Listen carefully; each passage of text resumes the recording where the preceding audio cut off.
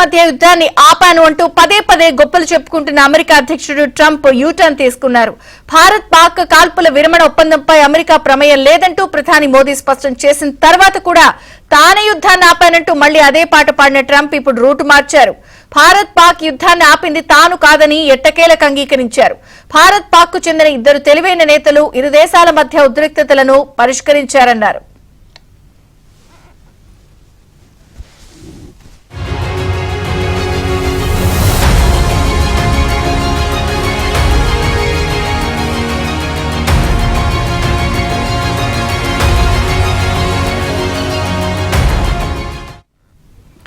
భారత్ పాకిస్తాన్ మధ్య కాల్పుల విరమణ ఒప్పందాన్ని కుదిర్చింది తానే అంటూ ఇటీవల ట్రంప్ పదే పదే పాట పాడారు.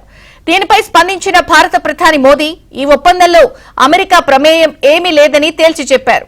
G7 సదస్సు సందర్భంగా ఇదే విషయాన్ని తాను స్వయంగా ట్రంప్ కే ఫోన్లో చెప్పానని మోదీ తెలిపారు. తమ వ్యవహారాల్లో ఇతరుల జోక్యాన్ని భారత్ ఎన్నటికీ అంగీకరించబోదని స్పష్టం చేశానన్నారు.